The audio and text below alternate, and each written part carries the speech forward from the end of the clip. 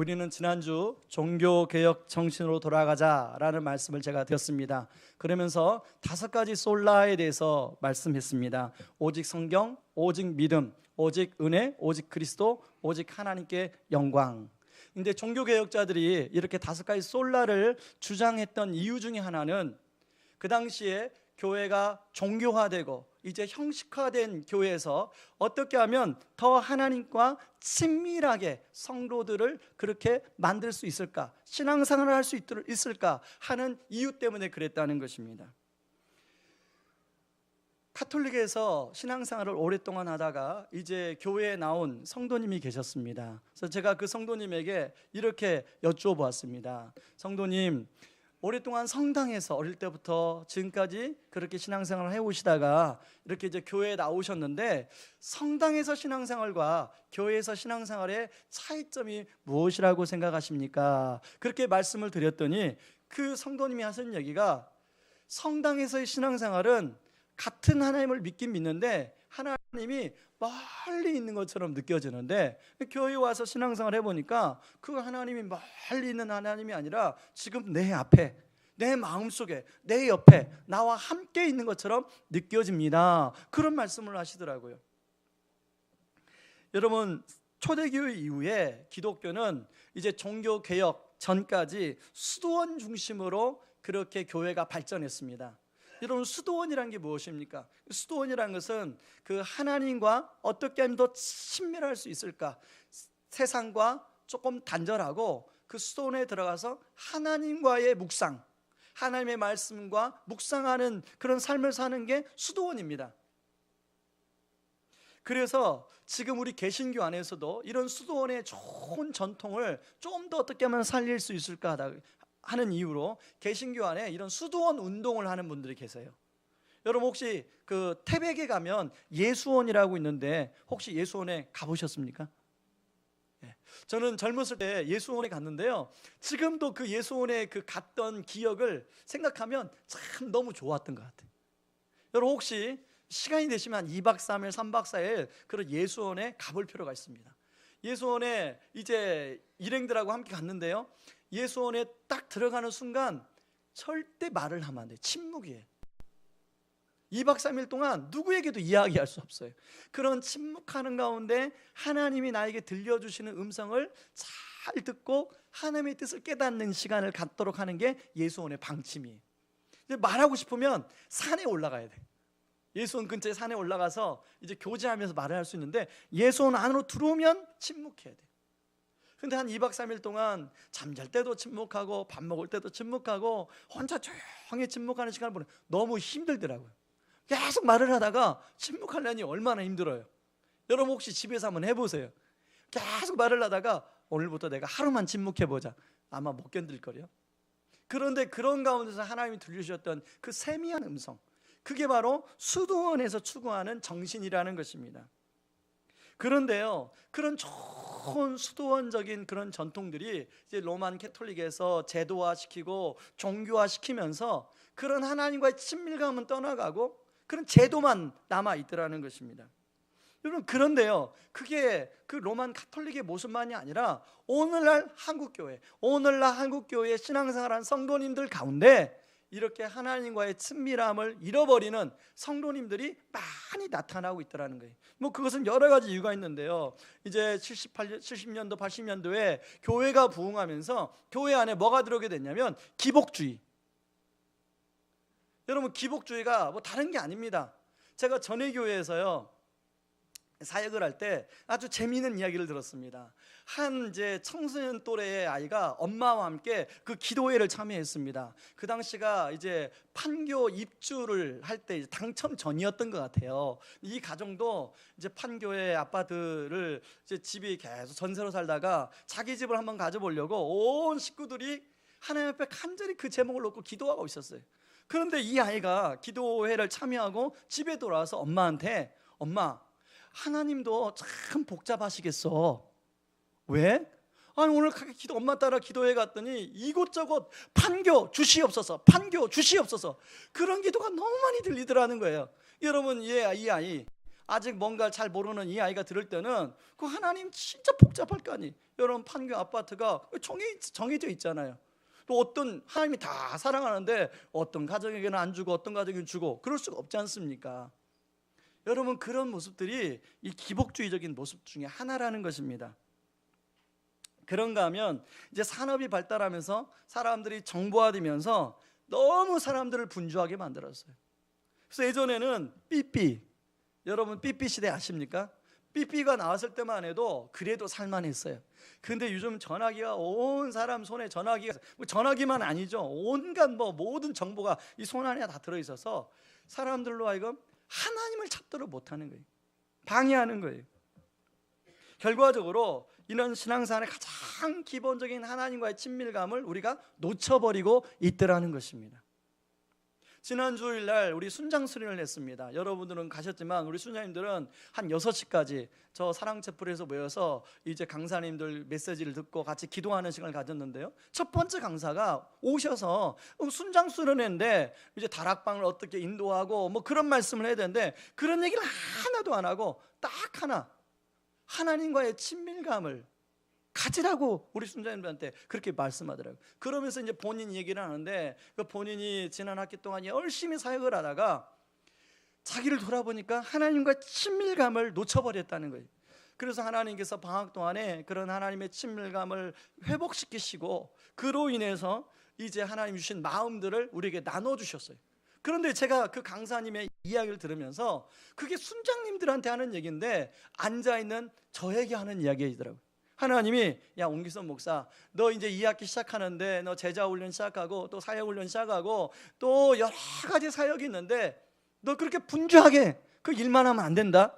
너 가장 중요한 게 하나님과의 친밀감이다. 그런 말씀을 저한테 하시는 것처럼 제가 받았습니다. 여러분 그러면서 저는 지난 한 주 동안에 어떻게 하면 하나님과의 친밀감을 누릴 수 있을까? 이것이 저의 하나의 생각의 중심에 있었어요. 여러분들에게 묻고 싶습니다. 여러분들은 하나님과의 친밀감을 잘 누리며 지금 신앙생활을 하고 계십니까? 저는 여러분들 안에 이런 하나님의 친밀감이 회복이 되어서 정말로 하나님이 주는 기쁨이 넘치는 신앙생활을 할 수 있기를 주님의 이름으로 축원합니다. 자, 오늘 본문의 배경은요, 다윗이 골리앗을 물리치고 이제 다윗이 사울의 사위가 되고 요나단과 우정을 쌓고 너무나 참 좋은 시절을 보내고 있었어요. 근데 어느 날 보니까 사울이 다윗을 자기를 약간 밀쳐내는 듯한 느낌을 받는 거예요. 그런데 아니나 다를까 사울이 자기를 그냥 밀쳐내는 정도가 아니라 자기를 죽이려고 한다는 것을 다윗이 알게 됩니다. 그래서 다윗이 어쩔 수 없이 사울을 피해서 도망가게 돼요. 그리고 사울은 그런 또 다윗을 잡으려고 온 군사를 동원해서 지금 다윗을 쫓고 있는 상황에 이 본문이 나옵니다. 그런 가운데 사무엘상 25장 1절에 보면 설상가상으로 다윗이 그렇게 의지했던 영적인 지도자 사무엘이 하나님의 부르심을 받아 죽게 됩니다. 그게 사무엘상 25장 1절이에요. 제가 한번 읽어봅니다. 사무엘이 죽음에 온 이스라엘 무리가 모여 그를 두고 슬피 울며 라마 그의 집에서 그를 장사한지라 다윗이 일어나 바란 광야로 내려가니라. 여러분 옥하는 목사님 이제 사주기가 얼마 이제 9월 초면 사주기입니다. 옥하는 목사님이 4년 전에 그렇게 이제 지병으로 이 세상을 떠나고 나서 많은 사람들이 너무나 공허해했어요. 자기가 그렇게 믿고 따르던 영적 지도자, 한국교회 이 지도자를 따라가면 이제 되겠다 하는 지표 같은 그런 영적인 지도자가 갑자기 그 이 세상을 떠나고 이제 그렇게 돌아가시니까 사람들 마음이 허전했습니다. 여러분 지금 다윗이 그런 마음일 거예요. 다윗이 그렇게 사울에게 쫓겨다니는 상황 속에서도 그래도 사무엘 선지자에게 내가 기도하고 사무엘 선지자가 내 마음을 알아줄 거야 라고 다윗은 그렇게 기대하고 의지했는데 그런 사무엘 선지자가 죽어버렸어요. 그런 상황 속에서 이제 다윗은 자기를 따르는 그런 몇백 명의 무리들과 이곳저곳 다니면서 그때그때마다 음식을 이제 구하고 그렇게 다니는 상황 속에서 나발의 목자들을 만납니다. 그래서 나발의 목자들을 다윗은 원래 선량한 사람이니까 나발의 목자들이 다른 사람들이 공격하지 않도록 든든하게 지켜줍니다, 평상시에. 그런데 나발이 양털을 깎는 날, 여러분 양을 키우는 사람들은 양털 깎는 날이 큰 잔치를 베풀어서 어려운 사람들에게도 이제 음식도 나누고 그런 날이었습니다. 그래서 다윗이 이제 자기 부하들과 함께 음식을 충당하기 위해서 자기 부하들을 이 나발에게 보냅니다. 우리가 평상시에 당신을 도와줬으니 우리를 좀 음식을 제공해 줬으면 좋겠습니다. 그랬더니 나발이 어떻게 합니까? 다윗의 요청을 단호하게 거절을 해요. 그것이 10절 11절이에요. 같이 한번 읽어봅니다. 시작. 나발이 다윗의 사환들에게 대답하여 이르되 다윗은 누구며 이새의 아들은 누구냐?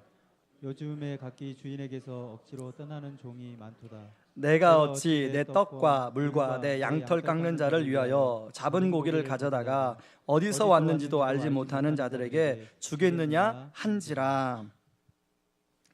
나발이 다윗에게 이런 말을 했던 이유는 지금 다윗은 사울에게 쫓겨다니는 상황이었어요. 여러분, 바로 성경 앞에 어떤 내용이 나오냐면 아히멜렉 제사장이 다윗을 도와주었다는 이유로 사울에게 죽임을 당해요. 그리고 85명의 제사장들도 한꺼번에 죽임을 당해요.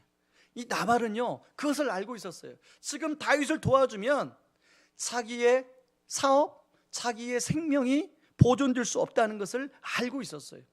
여러분, 오늘 본문에 보면 나발은 어리석은 자 이렇게 표현이 되는데요, 사실 나발은요, 오늘 본문을 잘 보면 어리석은 자라고 할 수가 없어요. 나발은 굉장히 사업수완이 좋은 사람이에요. 여러분, 오늘 나발이 갖고 있었던 양 3,000마리, 염소 1,000마리, 여러분 혹시 이렇게 큰 대형 목장에 혹시 가보셨어요? 우리나라는 이 정도 큰 목장이 없어요. 양 3,000마리 이런 키우는 목장이 없어요. 제가 저 지방에, 그래도 그 지방에서는 꽤 큰 목장, 젖소가 한 100마리 정도 되더라고요. 그 목장에 초다디에 간 적이 있습니다. 근데 그분한테 그 목장 경영하는 얘기를 들으니까요, 우리가 생각할 때는 젖소 100마리 그것도 키우면 되지, 근데 그게 아니더라고요. 굉장히 과학적이고 체계적으로 그걸 관리하고 경영하지 않으면 송아지가 새끼가 낳자마자 죽어버린대. 그래서 정말로 그 얘기를 들어보니까 그 젖소 100마리 키우는 게 진짜 힘든 일이더라고요.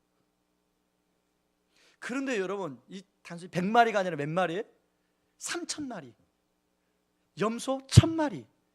이 큰 목장을 경영하는 일은 보통 쉬운 일이 아니에요. 여러분, 조그만 사업 하나 이 경영하는 것도 온갖 머리를 써야 되고 신경을 써야 되고, 그런데 여러분, 이 대형 목장인데 이게 얼마나 머리를 많이 써야겠습니까? 그러므로 이 나발은 그 어리석은 그런 사람이 아니었어요. 사업 수완이 굉장히 좋은 사람이었어요. 여러분, 혹시 그 우리 전문 회사인 하림 아십니까? 하림? 이게 생각하면 하림이라고 생각하시면 돼요. 그 당시 하림. 저는요, 그 예전에 교회 성도님 중에 하림과 관련된 분이 있어서 그 하림 공장을 가본 적이 있거든요. 하림 공장도 가보니까 굉장히 과학적으로 체계적으로 운영이 되더라고요. 여러분이 나발은 그런 하림의 회장 정도 되는 사람이에요. 그러니까 이게 우리가 볼 때 에이 어리석은 자 이렇게 성경에 쓰여 있어서 이 어리석은 자겠구나 라고 생각하는데 결코 그렇지 않습니다. 여러분, 이 나발은 정치적인 계산과 수가 굉장히 빠른 사람이었어요. 그래서 지금 다윗을 도와주면 자기 사업 그리고 자기의 생명 보장이 되지 않는다는 그런 계산이 있었기 때문에 다윗의 요구를 거절하고 있는 거예요. 그런데요, 여러분, 나발의 아내 아비가일은 어떻습니까? 자신의 남편 나발과는 전혀 다르게 다윗을 도와주고 있습니다. 오늘 성경 본문에서는요, 이 아비가일을 총명한 여인이라고 얘기합니다.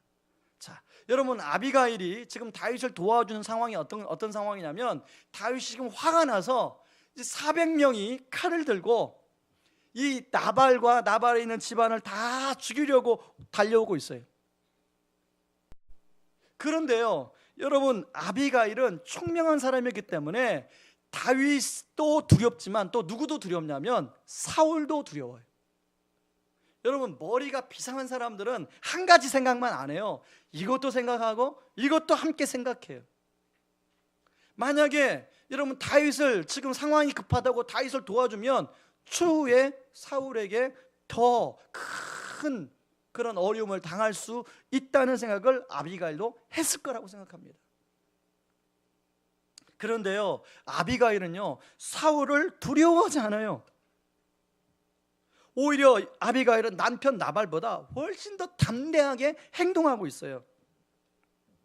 저는 이 말씀을 묵상하면서 그 아비가일이 당대한 막강한 권력을 가진 사울을 왜 이렇게 두려워하지 않고 이렇게 담대하게 만들었던 비결이 어디에 있을까를 잠깐 곰곰이 생각해 봤어요. 그런 생각을 하다가 오늘 아비가일이 다윗에게 한 말, 다윗과 한 대화 속에서 그 비결을 발견할 수 있었습니다. 여러분 26절에서 31절까지 아비가일이 다윗에게 한 말이 나오는데요, 26절을 같이 한번 읽어보겠습니다. 시작. 내 주여 여호와께서 살아계심을 두고 맹세하노니 내 주도 살아계시거니와 내 주의 손으로 피를 흘려 친히 보복하시는 일을 여호와께서 막으셨으니 내 주의 원수들과 내 주를 해하려 하는 자들은 나발같이 되기를 원하나이다. 여러분 아비가일의 말에 보면 계속적으로 반복되는 단어가 있는데 여호와라는 단어가 반복이 돼요. 26절에도 두 번 나오잖아요. 28절에도 보면 두 번 나와요. 28절 같이 한번 봅니다. 주의 여종의 허물을 용서하여 주옵소서. 여호와께서 반드시 내 주를 위하여 든든한 집을 세우시리니 이는 내 주께서 여호와의 싸움을 싸우심이요 내 주의 일생에 내 주에게서 악한 일을 찾을 수 없음이니이다. 그리고 29절에도 여호와가 두 번 나와요. 그리고 30절 31절에도 여호와가 나와요. 여러분 지금 창세기 사무엘상 25장은 등장인물이 세 사람이에요. 나발, 아비가일, 다윗. 그런데 이 세 사람의 대화 속에서 여호와 하나님을 가장 많이 언급하고 있는 사람이 바로 아비가일이에요. 다윗이 아니에요. 여러분 자 말을 할 때마다 여호와를 이야기하고 있어요. 이것은 아비가일이 평상시에 여호와 하나님과 그만큼 친밀했다는 것을 알 수가 있습니다. 평상시에 하나님과 친밀하지 않으면 다른 사람의 대화 속에서 하나님 이야기, 여호와 이야기가 이렇게 많이 언급될 수가 없어요. 아비가일이 하나님과 친밀감을 누리다 보니까 모든 것이 하나님의 관점으로 바라보였어요. 그리고 하나님의 관점으로 생각이 되었어요. 여러분 아비가일의 이름의 뜻이 내 아버지가 기뻐하신다라는 이름의 뜻을 가지고 있습니다. 여러분 아비가일은 영적인 아버지 되시는 하나님을 기뻐하는 여인이었어요. 하나님과 친밀함을 누림으로 하나님이 아비가일 통해서 기쁨을 얻는 여인이었어요. 여러분 작년 11월에 일터 사역 컨퍼런스가 있었습니다. 이 CBMC라고 여러분 기독교인 CEO들이 모이는 단체인데요, 그 CBMC에 소속된 바이텍 시스템의 이백용 회장이라는 분이 계세요. 이분이 그 일터사역 컨퍼런스에서 이런 얘기를 했습니다. 제가 한번 읽어보겠습니다. 저는 사업을 하면서 하나님께 늘 사업이 잘 되게 해달라고 기도했습니다. 여러분 당연히 사업하는 분이 당연히 그런 기도하지 않겠습니까? 여러분 혹시 그런 기도 안 하시는 분이 계세요? 여러분 사업을 하는데 하나님 내 사업이 잘 되게 하여서 나는 우리 동기들 중에 가장 많은 헌금을 할 수 있는, 드릴 수 있는 그런 사람 되게 해달라고 여러분 그렇게 기도하지 않습니까? 제가 계속 읽겠습니다. 하나님을 믿는 기업이 이렇게 잘 된다는 것을 보여주고 싶었습니다. 하지만 하나님은 내가 사업을 잘하고 못하고 왜 관심이 없으신 것 같았습니다. 하나님의 관심은 내가 하나님과 친밀한 관계를 얼마나 잘 유지하고 사느냐에만 관심이 있으셨습니다. 여러분 이분이 말하고자 하는 게 뭐예요? 자기가 사업을 하면서 하나님 내 사업에 축복해 주시면 제가 하나님께 영광 돌리겠습니다 이런 기도를 했는데 하나님은 거기에 별로 관심이 없더라는 거예요. 하나님은 어디에 관심이 있어요? 하나님과의 친밀감을 누리는. 여러분 지금 하나님과 친밀감을 누리는 예배 지금 여러분 드리고 있습니까? 아니면 여러분 피곤해서 이렇게 조시는 분들이 계시는데 그 조시는 분들은 지금 이렇게 잘 옆에서 깨우세요. 깨우시는 게 도와드리는 거예요. 예. 졸 수 있습니다. 너무 피곤하면 어젯밤에 너무 늦게까지 다른 일을 하다 하시면 이게 피곤할 수 있어요. 여러분, 하나님과의 친밀감을 누리는 것이 하나님이 가장 중요하게 여긴다는 거예요. 여러분, 우리도 이분처럼 하나님, 우리 자녀가 공부를 잘해서 훌륭한 사람이 되어서 하나님께 영광 돌리게 해달라고 우리 그렇게 기도하지 않습니까? 근데 그 기도보다 더 중요한 게 뭐예요? 우리 자녀가 하나님과 친밀감을 누리는 자녀가 되게 해 주옵소서. 이 기도가 더 정확한 기도라는 거예요. 여러분, 우리 청년들, 여러분, 하나님, 제가 졸업하고 하나님 좋은 회사에 취직되게 하여 주옵소서. 그 기도보다 더 중요한 게 하나님, 제가 청년의 때에 여호와 하나님을 잘 알고 하나님과 친밀함을 누리는 사람이 되게 하여 주옵소서. 그것을 또 하나님이 관심 갖고 있다는 것입니다. 여러분, 제가 좋아해서 제 책상 유리에 끼워놓고 묵상하는 말씀이 있어요. 여호와의 친밀하심이 그를 경외하는 자들에게 있으며 그의 언약을 그들에게 보이시리로다. 여러분, 같이 한번 읽어볼까요? 시작. 여호와의 친밀하심이 그를 경외하는 자들에게 있으며 그의 언약을 그들에게 보이시리로다. 저는 저와 우리 여기 계시는 모든 성도님들이 하나님과 친밀감을 누림으로 말미암아 하나님의 언약을 여러분들에게 보여주시는 하나님의 은혜를 경험하기를 원합니다.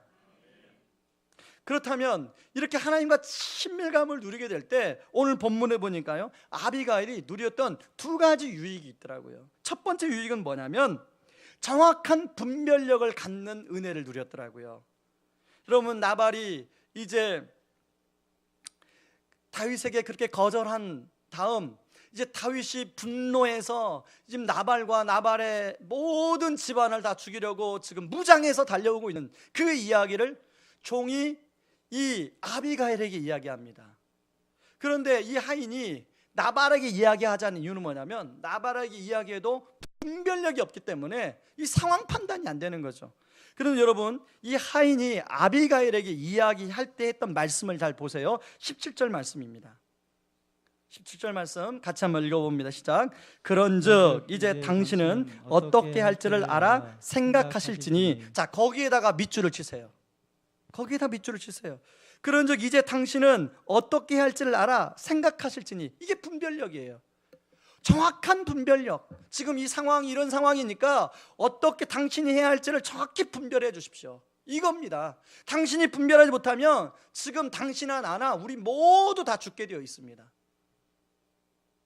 아비가일은요, 이 이야기를 듣자마자 그 분별이 작동이 되어서 급히 떡 200덩이, 포도주 2가죽 부대, 요리한 양 5마리, 볶은 곡식 5세야, 건포도 100송이, 무화과 뭉치 200개 가져다가 나귀에 싣고 다윗에게로 갑니다. 다윗을 보자마자 급히 나귀에서 내려 다윗에게 엎드려 그의 얼굴 대고 자기 남편 대신 다윗에게 사과를 해요. 그리고 다윗에게 온갖 좋은 격려의 말을 해주고 있는데 이 부분은 조금 후에 더 살펴보겠습니다. 그렇게 했더니 오늘 여러분, 나발의 말로 인해서 화가 났던 다윗, 여러분 성경 보면요, 다윗이 이렇게 화가 났던 적이 한 번도 없어요. 근데 다윗이 너무 화가 난 것 같아요. 사울에게도 쫓기다니는데 힘든데 나발이 자기를 무시한 것 때문에 너무 화가 났어요. 자존심이 상했던 것 같아요. 그런데요, 아비가일의 말을 듣고 그 화가 다 풀렸어요. 그리고 아비가일의 지혜를 칭찬하고 있습니다. 25장 33절 같이 읽어봅니다. 또 내 지혜를 칭찬할지며 또 내게 복이 있을지로다. 오늘 내가 피를 흘릴 것과 친히 복수하는 것을 내가 막았느니라. 여러분, 가끔씩 우리 남편들 바깥에서 어떤 일 때문에 이렇게 굉장히 화가 나서 이렇게 못 참을 때가 있죠. 그때 그 화를 막아줄 분이 누구예요? 바로 아비가일 같은 아내. 만약에 그 지금 다윗의 화를 진정시키지 못하면 더 큰 일이 일어나잖아요. 근데 아비가일은 그 지혜로 다윗의 화를 가라앉히고 있더라는 거예요. 저는 우리 교회 모든 성도님들이 이런, 특히 여자 성도님들이 아비가일과 같은 그런 지혜를 얻기를 주님의 이름으로 축복합니다. 자, 아비가일이 이렇게 행동함으로 인해서 어떤 결과가 이루어졌습니까? 자신의 집안을 다 구원하는, 자신의 집안을 위험으로부터 지켜 보호하는 그런 결과를 얻게 되었더라는 거죠. 25장 34절 같이 한번 읽어봅니다. 시작. 나를 막아 너를 해하지 않게 하신 이스라엘의 하나님 여호와의 살아계심을 두고 맹세하노니 내가 급히 와서 나를 영접하지 아니하였다면 밝는 아침에는 과연 나발에게 한 남자도 남겨두지 아니하였으리라 하니라. 이처럼 아비가일은 하나님과 친밀감을 누림으로 올바른 분별력이 작동됨으로 자기 집안을 구원하는 그런 열매를 맺게 되었더라는 것입니다. 그런데요, 그 가문의 책임자인 나발은 어떻습니까? 그 상황이 지금 위급한지도 모르고 밤새도록 큰 잔치를 베풀고 취해서 그렇게 시간을 보내고 있어요. 저는요, 이 말씀을 묵상하면서 만약에 아비가일이 하나님과의 친밀감을 누리지 못했다면 아비가일도 나발처럼 큰 잔치를 베풀고 함께 먹고 마시고 취해 있을 것이다. 여러분, 남편이 큰 잔치 베푸는데 보통 아내들 함께 하잖아요. 취해 있었을 것이다. 만약 그렇게 됐으면 어떤 일이 벌어졌을까요? 모두가 그 잔치에서 함께 몰살당하는 일이 벌어졌을 거예요. 아니면 하나님의 친밀하심을 누리지 못했다면 사울이 두려워서 분명히 다윗이 지금 오지만 이럴까 저럴까 어떻게 하면 좋을까 망설이다가 시간 다 보냈을 거예요. 그러나 하나님의 친밀하심 때문에 하나님 주시는 담대함으로 사울이 두렵지 않았어요. 여러분, 하나님과의 친밀하심을 누리면요, 어떤 현실적으로 우리가 이런저런 일을 만날 때 그 상황을 정확하게 분별할 수 있는 분별력이 생겨요. 그래서 현실적인 문제가 너무 크고 두려울지라도 하나님이 주시는 담대함으로 그것들을 하나하나 해결해 갈 수 있더라는 것입니다. 여러분, 이제 곧 명절이 다가오죠. 이제 1주면 여러분 명절이 다가오는데, 명절이 오면요, 두 종류의 반응하는 사람들이 있어요. 한 사람은 기뻐, 명절이 빨리 왔으면 좋겠다, 이런 사람이 있고, 이제 조금 인생이 무엇인지를 알고 삶이 무엇인지 좀 아는 분들은 명절이 오는 게 부담스러워요. 제 말이 맞습니까? 여러분, 어느 쪽입니까? 명절이 오기를 기뻐하는 쪽입니까? 아니면 약간 부담스러운 쪽이? 모르겠어요. 여러분의 가정은 너무 화평해서 명절 와서 참 형제자매 만나서 기뻐하고 명절이 오기만을 기다리는 그런 가정도 계실 거예요. 여러분, 저희 가정도 마찬가지. 제가 늘 얘기하지만 지금은 그렇지 않지만 몇 년 전까지만 해도 명절이 오면 저는 일주일부터 기도 들어갑니다. 하나님, 이번에 명절에 아무 일도 없게 하여 주옵소서. 우리 믿지 않는 우리 분들하고 부딪히는데 부딪히지 않고 잘 되게. 그래서 제가요, 명절 때마다 제가 하나 내가 이것만, 명절에 가서 이것만큼 저는 하겠다. 그게 3글자입니다. 맞춰보세요. 예, 어떻게 하셨어요?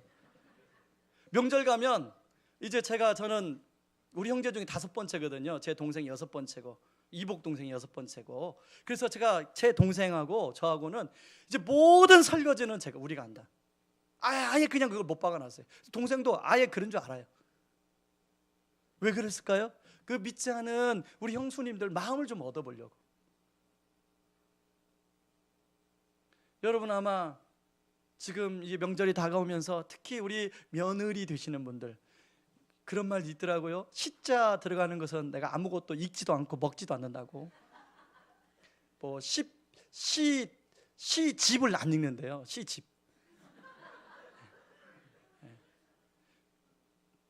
어떻든 간에 그 마음이 무슨 마음인지는 여러분 저는 잘 모르지만, 어떻든 간에 여러분들이 하나님과의 친밀하심을 누리면 그 시댁이 부담스러울지라도 얼마든지 그것들을 뚫고 나갈 수 있는 줄 믿습니다. 여러분, 하나님과의 친밀감 하면 대표적인 책이 아까 제가 여러분들한테 9월 추천도서로 소개했던 하나님의 임재 연습이라는 책입니다. 이 책은 로렌스 형제가 지은 책인데요, 로렌스 형제가 1691년 2월에 이제 하나님 부르심을 받았습니다. 근데 바로 2월 10일 부르심 받기 전날 모습을 기록한 내용이 이 책 뒤에 보면 나오는데요, 제가 한번 읽어보겠습니다. 노렌스 형제는 마지막 순간에 혼자서 생각할 시간을 가졌다. 그는 평생에 하나님이 주셨던 그 크고 놀라운 은혜를 쭉 돌이켜 보았다. 형제들 가운데 어떤 형제가 혼자 있는 시간을 어떻게 보내느냐고 묻자 노렌스 형제는 이렇게 대답했다. 하나님을 송축하고 하나님을 찬송하며 그분을 경배하고 나의 온 마음을 다하여 그분을 사랑하고 있었습니다. 형제들이여, 여성에 대한 모든 염려일랑 그분께 맡겨버리십시오. 오직 하나님을 경배하고 하나님을 사랑하는 일만이 우리의 온전한 목표요 해야 할 일입니다 라고 말했다고 합니다. 여러분, 노렌스 형제가 하나님과 친밀감을 누리고 평생을 그렇게 동행하자 죽음이 이제 코앞에 왔는데, 죽음이 두려울 텐데 죽음이 하나도 두렵지 않고 마음의 평안을 가지고 그 죽음을 맞이하고 있더라는 것입니다. 여러분, 하나님의 친밀감을 우리가 그렇게 회복하면요, 그 두렵고 크게 생각되는 문제도 하나님이 넉넉하게 헤쳐갈 용기와 힘을 줄 믿습니다. 그런가 하면 두 번째요, 여러분, 계시적 피드백의 은혜를 누리게 되는데요. 자, 지금 다윗은 사울에게 쫓기고 다니고 있다고 제가 말씀을 드렸습니다. 그런데요, 요 내용을 조금 더 이렇게 성경을 보면서 좀 우리가 살펴보기를 원하는데요. 자, 사울이 이제 다윗을 죽이려고 할 때 다윗이 도망갔습니다. 도망가서 처음 찾아간 곳이 아히멜렉 제사장한테 찾아갔어요. 근데 아히멜렉 제사장한테 찾아가 보니까 자기가 의지할 만한 곳이 못 되었어요. 그래서 사울이 거기에서 나와서 누구에게로 찾아가냐면 사무엘상 21장에 보면 블레셋의 아기스 왕에게 찾아가요. 그런데 블레셋의 아기스 왕에게 찾아갔는데 자기가 옛날에 골리앗을 죽였잖아요. 이 골리앗이 블레셋 사람이거든요. 이 아기스 신하들이 이 다윗의 신분을 알게 돼요. 그러니 거기서 살기 위해서 미친 짓 하면서 미친 사람으로 취급받아서 거기서 목숨을 건져요. 그래서 도망간 곳이 어디냐면 모압 왕한테 찾아가요. 그게 사무엘상 22장이에요. 자, 모압 왕 아버지 어머니 데리고 이제 모압 왕한테 찾아가서 모압 왕한테 이렇게 얘기합니다. 우리 아버지 어머니랑 여기서 좀 살게 해달라. 도저히 유다 땅은 살 수가 없다. 그래서 모압 왕이 그것을 받아들여서 모압 왕의 요새에 이제 함께 살게 됩니다. 그런데요, 하나님께서 선지자 갓을 보내서 다윗에게 뭐라고 얘기하냐면 너 모압 땅에 있지 말고 유다 땅으로 들어가라 이렇게 얘기합니다. 그게 20장 5절에 같이 한번 읽어봅니다. 선지자 갓이 다윗에게 이르되 너는 이 요새에 있지 말고 떠나 유다 땅으로 들어가라. 다윗이 떠나 헤레스풀에 이르니라. 여러분, 우리가 볼 때는 하나님이 사울로부터 다윗을 안전하게 지켜주시고 보호해 주시기를 원하는데 목적이 있다고 우리가 그렇게 생각하지 않습니까? 우리가 이런 다윗처럼 이런 일을 겪을 때 하나님이 사울과 같은 사람으로부터 우리를 보호해 주시기를 우리가 원하잖아요. 그러면 모압 땅에 있는 게 훨씬 좋아요. 모압 땅은 안전지대예요. 그런데 하나님은 모압 땅에 다윗이 있는 것을 유다 땅으로 들어가라고 그랬어요. 이것은 하나님의 목적은 지금 다윗을 하나님의 사람으로 빚어가시는 것에 목적이 있다는 것입니다. 여러분, 마찬가지예요. 하나님께서 우리는요, 어떤 일을 당할 때 하나님이 우리를 안전지대에 우리를 가두기를 원하세요. 안전지대에 보호하기를 원하세요. 그리고 우리가 안전지대를 찾아요. 그런데 하나님은 우리에게 안전지대에 두지 아니하고 우리를 다시금 유다 땅으로, 위험이 있는 유다 땅으로 들어가라고 하신다는 거예요. 왜 그런가요? 우리를 하나님이 빚어가시기 때문에.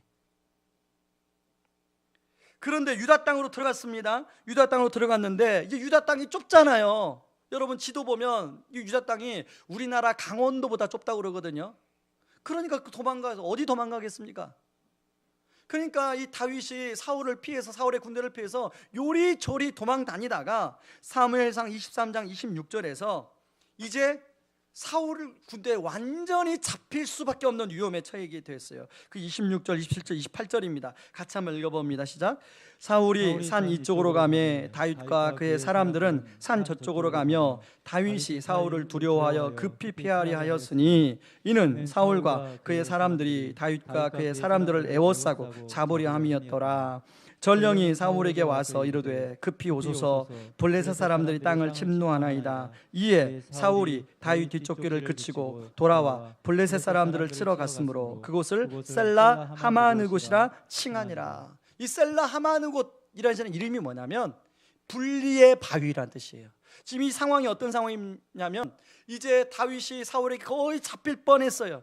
바위 하나, 이 셀라 하마느곳이라는 바위 하나 사이 두고 이제 사울의 군대가 다윗을 잡을 뻔했어요. 근데 그때 하나님이 전령을 보내서 블레셋 군대가 쳐들어왔다고 그러는 거예요. 그래서 이 사울이 군대를 철수해서 블레셋에 전쟁을 하러 나가요. 그리고 다윗은 거기서 구원을 받아요. 다윗이 너무 감사해서 이 바위가 하나님이 바로 내 사울에게 잡힐 뻔했던데 분리시켜 주셨다. 그래서 분리의 바위. 여러분, 자 지금 다윗이 이렇게 사울에게 쫓겨다니는 이 상황이에요. 이 상황 속에서 사무엘상 25장의 이야기가 진행이 되는 거예요. 여러분, 그런 상황 속에서 지금 아비가일이 다윗에게 뭐라고 말하냐면 28절에 이렇게 얘기합니다. 주의 여종의 허물을 용서하여 주옵소서. 여호와께서 반드시 내 주를 위하여 든든한 집을 세우시리니. 자, 그리고 이는 내 주께서 여호와의 싸움을 싸우시며 내 주의 일생에 내 주에게서 악한 일을 찾을 수 없음이니이다. 자, 지금 두 가지 얘기했어요. 하나님께서 여호와의 당신의 집을 든든하게 세우실 것이다. 그리고 또 하나는 지금 당신이 지금 쫓겨다니고 있는 이 상황이 여호와의 싸움을 싸우고 있는 것이다. 여러분, 다윗의 지금 상황에서 이 이야기가 이게 잘 들렸을까요? 그래? 맞다 이렇게 들렸을까요? 모르겠습니다. 다윗에게 어떻게 들렸을지 모르겠지만 제가 제 경험을 이렇게 비춰보면 그런 이야기를 들었을 때 그런 이야기가 하나도 현실적으로 들리지 않았어요. 여러분, 어떤 상황에 굉장히 지금 힘든 상황이 있는데 누가 와서 이런 이야기를 해줄 때 그 얘기가 이게 귀에 쏙쏙 잘 들어옵니까? 전혀 들리지 않아요. 그런데요, 아비가일은 분명히 확신하고 있어요. 하나님이 당신의 집을 든든히 세우실 것이다. 그리고 지금 당신이 지금 사울에게 쫓겨다니지만 이것은 여호와의 싸움을 싸우고 있는 것이다. 전혀 다른 인간의 관점, 땅의 관점이 아니라 하늘의 관점, 하나님의 관점으로 다윗을 보여주고 있는 거예요. 어떻든 간에 다윗이 마음에 받아들이는지 아닌지 모르겠지만 다윗에게는 큰 격려가 되었을 것입니다. 뿐만 아니에요. 29절에 보면요, 이렇게 나와 있습니다. 29절 중반절에 보면 내 주의 생명은 내 주의 하나님 여호와와 함께 생명싸개 속에 쌓였을 것이요. 여러분, 이 생명싸개라는 것은 보따리입니다. 보따리에 예전에 보면 가방이 없으니까 보따리에 중요한 물건들은 늘 갖고 주인이 휴대해요. 그런데 지금 이 아비가일이 말이 무슨 말이냐면 하나님께서 자기의 보따리에 다윗의 생명을 싸서 늘 함께 지니고 다닌다는 거예요. 그렇게 다윗을 지금 보호하신다는 거예요. 그러니까 주의 원수들이 아무리 숫자가 많을지라도 당신의 생명을 앗아가는 일은 없을 것이라고 이야기하고 있는 거예요. 여러분, 혹시 이 가운데 사업 가운데 혹은 자녀 때문에 혹은 여러 가지 어려움 속에서 여러분 정말 어려움 당하 있는 다윗과 같은 상황에 있는 분들, 오늘 하나님이 이 생명싸개에 쌓여서 우리를 보호하시고 지켜줄 줄 믿습니다. 예수 그리스도의 피로 구원받은 백성은 하나님께서 이렇게 하나님을 의지하면 누구든지 하나님께서 이렇게 보호하시는 줄 믿습니다. 여러분, 그런가 하면 30절에 뭐라고 하냐면 다윗을 이스라엘의 지도자로 세우실 때에 자신을 꼭 기억해 달라고 이야기하고 있어요. 어떤 분은요, 이 말을 보고 이 아비가일이 정조 없는 여인이다 이렇게 보는 분들이 있는데요, 여러분 이걸 온날 우리의 관점으로 보시면 안 돼요. 여러분, 이 성경은 문화의 차이가 있고 그렇기 때문에 우리의 일을 보면 그렇게 보일 수 있지만 그 당시 아비가일과 그 당시 상황에서 보면 아비가일은 상당히 상식적인 이야기를 한 거예요. 지금 성경이 말하고자 하는 포인트는 거기에 있는 게 아니고 아비가일이 분명히 이 다윗을 하나님께서 이스라엘의 지도자로 세우실 것을 확신하고 이야기하고 있더라는 것입니다. 여러분, 이렇게 미래에 대해서, 그 사람의 미래에 대해서 이야기해 주는 것을 전문적인 용어로 계시적 피드백이라고 얘기합니다. 아비가일은 하나님과의 친밀하심을 통해 하나님의 마음을 알고 하나님의 뜻을 알고 하나님의 눈으로 그 사람을 바라봐서 다윗에게 계시적 피드백을 해주고 있는 거예요. 여러분, 다윗은 그 당시에 어떤 상황입니까? 사울 때문에 많이 위축된 상황이에요. 지금 다윗과 함께 했던 사람들이 다윗을 다 배신했어요. 다 떠났어요. 사람들로 하여금 많이 위축된 상황이에요. 그런 상황에서 아비가일의 말은 다윗에게 큰 격려가 되었어요. 여러분, 그것을 알 수 있는 것이 32절이에요. 아비가일의 말을 듣고 다윗이 뭐라고 얘기하냐면, 아비가일을 보내신 분이 여호와 하나님인데 그 하나님을 내가 찬송하고 있다고 얘기합니다. 32절 말씀 같이 읽어봅니다. 다윗이 아비가일에게 이르되 오늘 너를 보내어 나를 영접하게 하신 이스라엘의 하나님 여호와를 찬송할지로다. 여러분, 이전에 다윗의 모습은요, 지금 나발 때문에 화가 나서 인간적인 분노로 가득 찬 그냥 사람에 불과해요. 그런데 아비가일을 만나고 나서 다윗이 다시금 이 다윗의 생각을 누구에게로 돌리고 있냐면 여호와 하나님께로 돌리고 있더라는 거예요. 다시금 하나님을 주목할 수 있도록 다윗을 그렇게 아비가일이 만들고 있더라는 것입니다. 여러분, 그런데 아비가일의 남편 나발은 다윗을 어떻게 바라보고 있습니까? 사무엘상 25장 10절과 11절에 보면 다윗을 어떻게 나발이 평가하냐면 주인에게서 억지로 떠나는 종이라고 이야기하고 있어요. 그리고 어디서 왔는지도 알지 못하는 자라고 이야기하고 있어요. 나발은 그냥 현재 이 모습만, 다윗 모습만 보고 다윗을 조롱하는 거예요.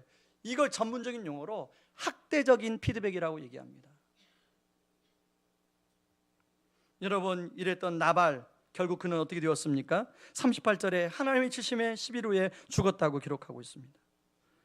우리는 나발처럼 현재의 상황을 보고 그 사람에 대한 학대적 피드백을 할 때가 많이 있어요. 여러분, 우리는 아비가일처럼 어떻게 학대적 피드백이 아니라 계시적 피드백을 그 사람에게 해줄 수 있을까요? 여러분들은 누군가가 여러분에게 학대적 피드백을 하기를 원하십니까? 아니면 계시적 피드백을 해주기를 원하십니까? 당연히 계시적 피드백을 해주기를 원하겠죠. 그렇다면 여러분은 지금 학대적 피드백을 하고 있습니까? 아니면 계시적 피드백을 하고 있습니까? 여러분의 배우자에게, 여러분의 자녀에게 여러분은 지금 뭐라고 말하며 여러분 그렇게 살아오셨어요? 그리고 여러분은 어떻게, 누구에게 무슨 얘기를 듣고 살아오셨어요?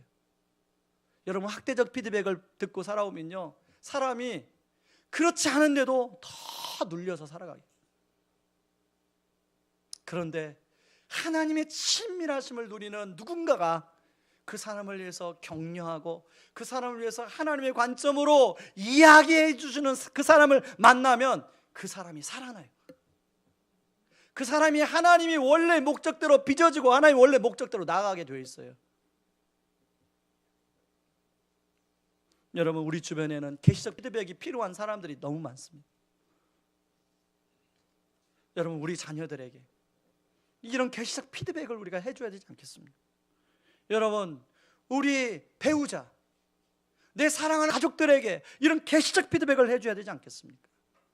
이제 다락방이 시작이 돼요. 여러분, 다락방에 이제 그 참여하라고 하면 많은 분들은 목사님, 나 다락방에 참여는 하지만 나는 내 마음을 드러내기가 싫어요. 그래서 다락방 참석하기 참 어렵습니다. 쉽게 마음 열기가 어렵습니다.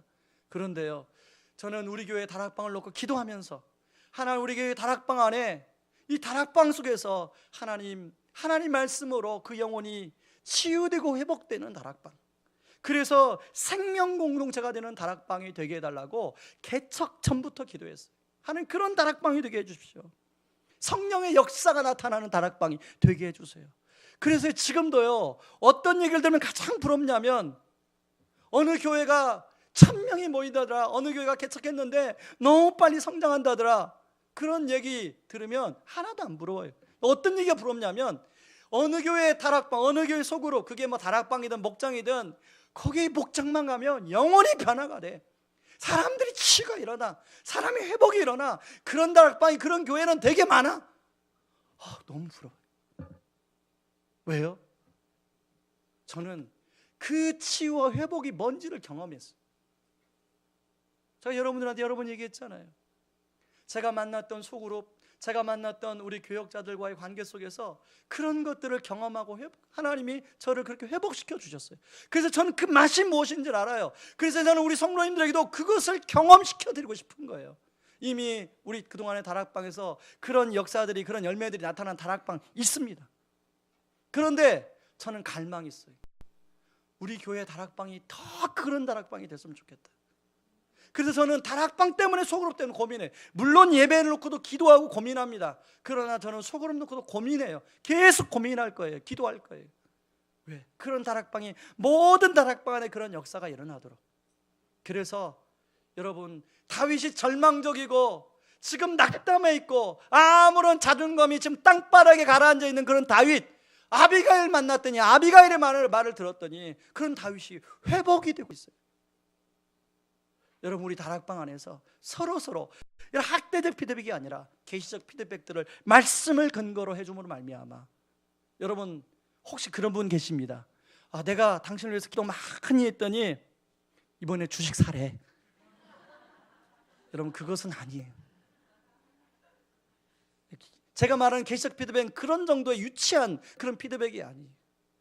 여러분이 누군가를 품고 하나님의 관점으로 하나님의 그 말씀을 부여잡고 그렇게 품고 기도해 줄 때, 그 사람을 위하여 하나님이 꼭 필요한 날이 있어요. 그럴 때 그 영혼이 살아나는 거예요. 저는 이번 학기에 우리 교회 다락방 안에 그런 놀라운 역사가 일어나기를 주님의 이름으로 축원합니다. 이 시간에 같이 찬양하고 좀 기도하며 나가기를 원하는데요, 온 맘 다해라는 찬양입니다. 여러분, 이 찬양 가사에 보면 주님과 함께하는 이 고요한 시간, 주님의 보좌 앞에 내 마음을 쏟네. 모든 것 아시는 주님께 감출 것 없네. 여러분, 우리 하나님이 우리를 친밀하게 만나기를 지금도 원하세요. 여러분, 잠시 분주한 건 내려놓으시고 정말로 하나님과 친밀함을 구하는 그런 신앙생활 되기를 바라고, 하나님의 친밀하심이 있는 그런 예배 드려지기를 원합니다. 같이 찬양하며 나가길 원합니다. 주님과 함께하는 이 고요한 시간,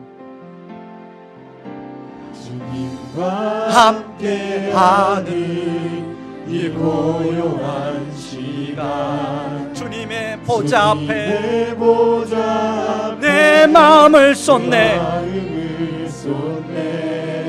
모든 것 아시는 주님 감출 것 없네.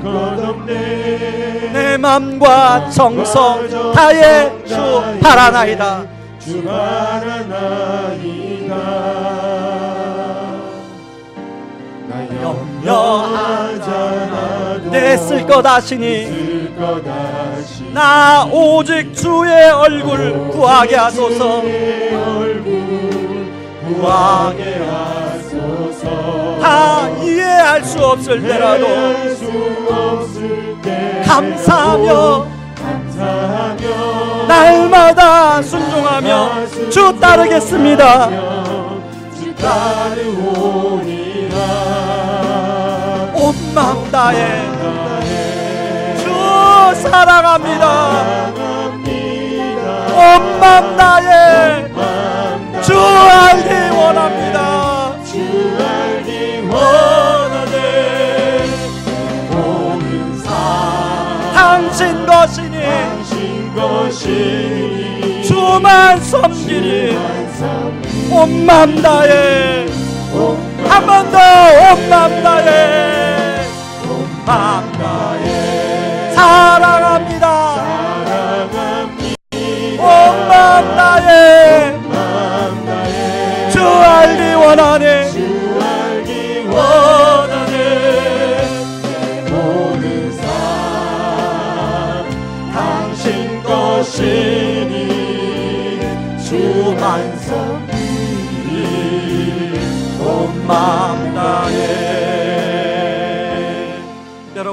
하나님과의 친밀함을 누리며 신앙생활을 하고 있습니까? 아비갈 같이 정확한 분별력을 가지고 여러분 살아가십니까? 우리는 자주 나발처럼 학대적 피드백만 무심코 되뇌이고 있지는 않습니까? 이 시간에 성령님께서 우리에게 말씀해 주셨는데 하나님과의 친밀감을 회복하게 하여 주시옵소서. 아비갈처럼 노렌스 형제처럼 하나님의 친밀감을 회복하는 이학기가 되게 하여 주시옵소서. 하나님, 정확한 분별력과 계시적 피드백을 할 수 있도록 하나님 도와주시옵소서. 같이 한번 주여 부르고 기도하며 나가기를 원합니다. 주여! 하나님 아버지, 오늘 이 말씀을 통하여 아버지 하나님과의 친밀감이 얼마나 중요한지 아버지 우리에게 말씀하여 주시니 감사합니다. 아버지 하나님, 우리가 아버지 하나님 그렇게 하나님과 친밀감을 아버지 하나님 회복하는 것에 아버지 우리 집중케 하여 주시옵소서. 아버지 하나님, 매일매일 아버지 이렇게 하나님과의 삶 속에서 친밀감을 누리게 하여 주시옵소서. 아버지, 예배를 통하여 하나님을 친밀감을 누리게 하여 주시옵소서. 하나님 아버지, 아벨과 같이 아버지 하나님 친밀감을 우리가 누리게 될 때 아버지 어떠한 상황 속에서도 그 상황을 정확히 분별하며 해석할 수 있는 지혜와 힘을 우리 하나님이 줄 줄 믿습니다. 아버지, 우리 성도님들에게 또 저에게 아버지 하나님 그런 능력과 그런 지혜와 그런 힘을 주시옵소서. 아버지 하나님, 또한 아버지 하나님 정확한 아버지 분별력뿐만 아니라 아버지 계시적 피드백을 할 수 있는 지혜도 허락하여 주옵소서. 아버지, 우리 자녀들에게 학대적 피드백만 아버지 할 때가 얼마나 많이 있습니까? 아버지, 우리 자녀들을 품고 아버지 기도함으로 하나님의 관점으로 하나님의 마음을 담아 아버지 우리 자녀들에게 계시적 피드백을 할 수 있게 하여 주시고 아버지 우리 자녀들에게 아버지뿐만 아니라 아버지 우리 배우자에게 아버지는 계시적 피드백을 전해줄 수 있는 저희들 되게 하여 주시옵소서. 특별히 이 학기 다락방 안에 아버지 이런 계시적 피드백이 아버지 성령의 아버지 아름답게 통로로 마음껏 이루어지는 다락방이 되길 원하옵나이다. 아버지, 그러하여 아버지 영혼이 치유되고 회복되어는 생명 공동체가 아버지 우리 다락방이 되게 하여 주시옵소서. 온 마음 다해 사랑합니다. 온 마음 다해 주 알기 원하네. 내 모든 삶 당신 것이니 주만 섬기래. 온 마음 다해 성령님 이곳에 오소서. 이곳에 오소서. 이곳에 오소서. 나의 형편 모두 아시는 성령님 내 마음에 오소서. 내게 말씀하소서. 주의 종이 듣게. 한 번 더 성령님 이곳에 오소서. 우리 다같이 일어나서 찬양합니다. 이곳에 오소서. 나의 영혼 하시니 성령님 이곳에 오소서. 내게 말씀하소서. 주의 종이 듣게. 이곳으로 오소서.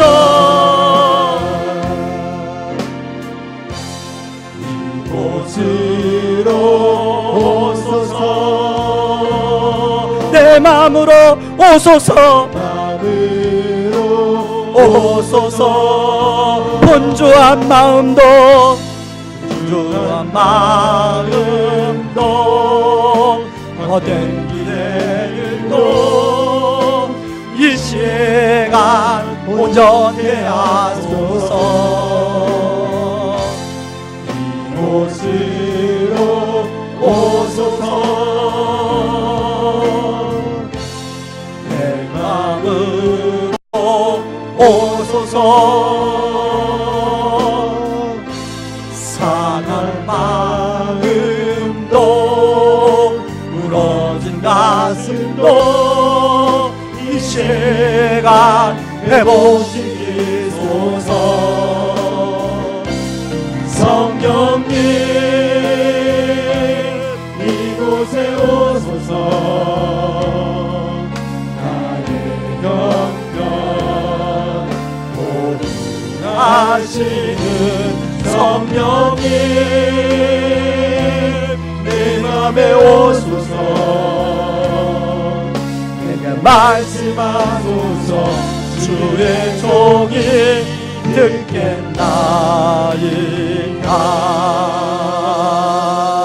하나님 아버지, 우리가 하나님과 그렇게 오랫동안 신앙생활하면서 어느새 하나님과의 친밀감이 하나님 사라져버리고 하나님 그거 없이도 신앙생활을 잘하는 것처럼 그렇게 생각할 때가 얼마나 많이 있었습니까?